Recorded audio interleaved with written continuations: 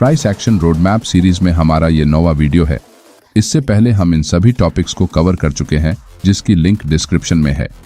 इसीलिए आज हम उसी रोडमैप को फॉलो करते हुए बेसिक प्राइस एक्शन में कैंडलस्टिक पैटर्न के अंतर्गत बेरिश इनगल्फिंग और मारुबोजू कैंडलस्टिक पैटर्न को डिटेल में समझेंगे। चलिए सबसे पहले बेरिश इनगल्फिंग पैटर्न को जानते हैं। बेरिश इनगल्फिंग कैंडलस्टिक पैटर्न में दो कैंडल्स का समावेश होता है, जिसमें एक बुलिश ग्रीन कैंडल और दूसरी कैंडल बेरिश होती है और ये मार्केट में आने वाले बेरिश रिवर्सल के सिग्नल की तरह काम करता है। मार्केट में नियरेस्ट रेजिस्टेंस एरिया के पास बायर्स एक स्ट्रॉन्ग बुलिश ग्रीन कैंडल को क्लोज करते हैं। नेक्स्ट कैंडल की ओपनिंग इस ग्रीन कैंडल के ऊपर होती है, मगर हायर लेवल्स पर सेलर्स मार्केट में एंट्री बनाते हैं और प्राइस को नीचे पुश करते हुए लोअर लेवल्स पर क्लोज करते हैं। यहाँ इस रेड बेरिश कैंडल की क्लोजिंग प्रीवियस ग्रीन कैंडल के बॉडी साइज के नीचे हो जाने के कारण ये रेड कैंडल ग्रीन कैंडल को पूरी तरह कवर कर लेती है, मतलब इनगल्फ कर लेती है, इसलिए इसे इनगल्फिंग कैंडल कहते हैं। बेरिश इनगल्फिंग पैटर्न में रेड कैंडल की ओपनिंग ग्रीन कैंडल के ऊपर और क्लोजिंग ग्रीन कैंडल के नीचे होती है, तो ये एक परफेक्ट पैटर्न होता है। लेकिन लाइव चार्ट में आपको हर बार इस तरह का परफेक्ट पैटर्न नहीं दिखेगा। लाइव चार्ट में ग्रीन कैंडल की क्लोजिंग प्राइस और रेड कैंडल की ओपनिंग प्राइस कभी-कभी एक जैसी भी हो सकती है। यहाँ दिखाए गए सभी पैटर्न्स को आप बेरिश इनगल्फिंग पैटर्न के रूप में देख सकते हैं। मार्केट में एक शॉर्ट टर्म अपट्रेंड के बाद प्राइस अपने नियरेस्ट रेजिस्टेंस एरिया के पास आते समय बायर्स द्वारा इस रेजिस्टेंस को ब्रेक करने की कोशिश की जाती है, मगर वो फेल हो जाते हैं। नेक्स्ट कैंडल की ओपनिंग ग्रीन कैंडल के ऊपर होती है, मगर हायर लेवल से सेलर्स मार्केट में एंट्री करते हैं और प्राइस को लोअर लेवल्स पर पुश करते हैं, जिससे चार्ट पर बिग रेड कैंडल बनती है। इस कैंडल से प्रीवियस ग्रीन कैंडल पूरी तरह कवर हो जाने से इस पैटर्न को हम बेरिश इनगल्फिंग कैंडलस्टिक पैटर्न कहते हैं, जो कि एक बेरिश रिवर्सल का सिग्नल होता है। रेजिस्टेंस एरिया के थोड़ा ऊपर अपना स्टॉप लॉस लगाकर इस रेड बेरिश कैंडल के क्लोजिंग के बाद आप एक शॉर्ट ट्रेड में एंट्री कर सकते हैं। चलिए अब कुछ एग्जांपल्स देखते हैं। ये बैंक निफ्टी का 22 फरवरी का 5 मिनट टाइम फ्रेम का चार्ट है। यहाँ मार्केट ओपन होते ही प्राइस एक इंडिसीजन कैंडल बनाते हुए नीचे जाती है, मगर लोअर लेवल्स पर बायर्स प्राइस को ऊपर पुश करते हुए अपने डे हाई को ब्रेक करने की कोशिश करते हैं, लेकिन फेल हो जाते हैं, जिससे चार्ट पर एक छोटा सा रेजिस्टेंस एरिया क्रिएट होता है। नेक्स्ट कैंडल की ओपनिंग इसी एरिया के पास होती है और सेलर्स प्राइस को नीचे पुश करते हैं, जिससे एक स्ट्रॉन्ग रेड कैंडल चार्ट पर बनती है, जो प्रीवियस ग्रीन कैंडल को पूरी तरह कवर कर लेती है, जिस कारण रेजिस्टेंस लेवल पर एक बेरिश इनगल्फिंग पैटर्न बनता है।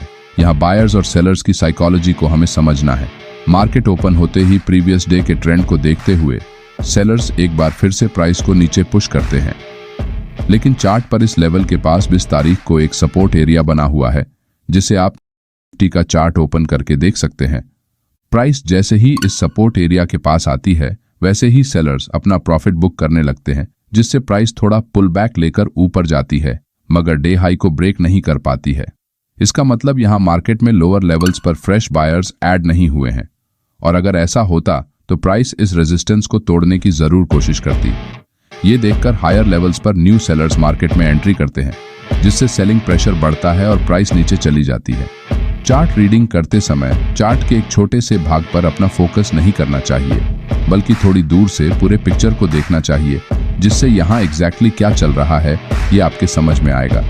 क्योंकि मार्केट यहाँ सिर्फ बेरिश एनगल्फिंग पैटर्न बनने के कारण नीचे नहीं गया है, इस बात को आपको समझना होगा। कैंडलस्टिक पैटर्न सिर्फ आपको अपनी एंट्री का परफेक्ट पॉइंट बताते हैं, बाकी मार्केट का डायरेक्शन तो सेलर्स ही डिसाइड करते हैं। यहाँ इस छोटे से पुलबैक को देखकर बहुत से न्यू ट्रेडर चार्ट पर ग्रीन कैंडल्स बन रही है, इस कारण बाइंग करते हैं और अपना स्टॉप लॉस हिट करवा लेते हैं। मार्केट में आज के दिन का प्राइस एक्शन पिछले दिन के प्राइस एक्शन को कंटिन्यू करता है या फिर फॉलो करता है। बहुत जल्द हम चार्ट को कैसे रीड करना है इस पर एक डिटेल वीडियो बनाने वाले हैं। चलिए अब मारुबोजू कैंडल को जानते हैं। मारुबोजू कैंडलस्टिक पैटर्न में एक ही कैंडल होती है। इस कैंडल की कैंडल बॉडी नॉर्मल कैंडल्स के मुकाबले बहुत बड़ी होती है। इसमें कैंडल की विक बहुत छोटी या फिर ना के बराबर होती है। इस कैंडल के बुलिश और बेरिश ऐसे दो प्रकार है। जिस कैंडल की विक छोटी है और बॉडी बड़ी है, साथ ही जो कैंडल अपने पिछले बहुत से कैंडल्स के मुकाबले ज्यादा बड़ी होती है, उसे हम मारुबोजू या फिर मोमेंटम कैंडल कहते हैं। ये कैंडल मार्केट के स्ट्रॉन्ग मोमेंटम को दर्शाती है। मार्केट में जब भी एकदम से कोई तेज मूव आता है तब इस तरह की मोमेंटम कैंडल्स बनती है और प्राइस तेजी से एक लेवल से दूसरे लेवल पर मूव करती है। चलिए अब कुछ एग्जांपल्स देखते हैं। ये 19 फरवरी का निफ्टी 50 के 5 मिनट टाइम फ्रेम का चार्ट है। यहाँ मार्केट ओपन होते ही price big bearish momentum candle बनाकर नीचे जाती है, लेकिन लोअर लेवल्स पर बायर्स मार्केट में एंट्री बनाते हैं, जिससे चार्ट पर फिर से बुलिश मोमेंटम कैंडल बनती है। इस कैंडल में कैंडल विक ना के बराबर है और कैंडल बॉडी बहुत बड़ी है। सेलर्स द्वारा इस बेरिश मारुबोजू कैंडल्स के जरिए जो सेलिंग प्रेशर बनाया गया था उसे इस ग्रीन बुलिश मारुबोजू कैंडल ने खत्म कर दिया है, जिससे बायर सेलर्स पर हावी हो जाते हैं और प्राइस तेजी से ऊपर निकल जाती है। ऊपर जाते समय चार्ट पर बहुत बार बुलिश मारुबोजू कैंडल्स बनती है, जिससे हमें यहाँ बायर्स की ताकत का पता चलता है। मारुबोजू कैंडल को ट्रेड करते समय अगर आप इस कैंडल के क्लोजिंग पर एंट्री करते हैं तो आपका स्टॉप लॉस बहुत बड़ा होता है। इसलिए अगर आप इस कैंडल के बाद में बनने वाली कैंडल के क्लोजिंग पर ट्रेड एंट्री करते हैं तो आपका स्टॉप लॉस छोटा हो सकता है।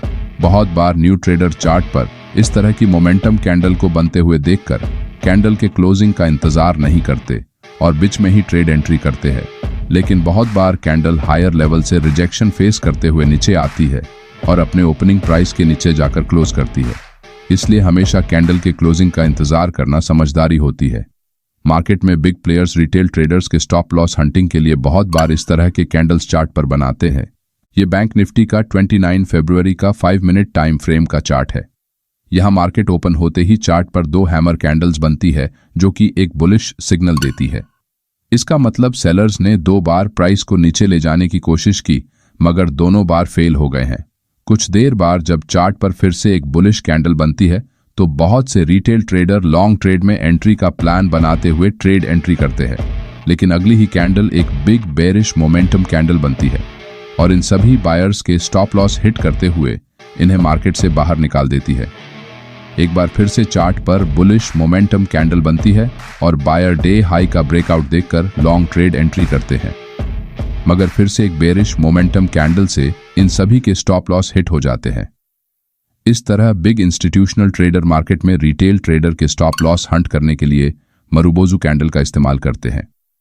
अगले वीडियो में हम चार्ट पर बनने वाले अलग अलग चार्ट पैटर्न के बारे में जानेंगे। अगर आपको हमारा ये वीडियो अच्छा लगा तो वीडियो को लाइक और चैनल को सब्सक्राइब जरूर करें। धन्यवाद।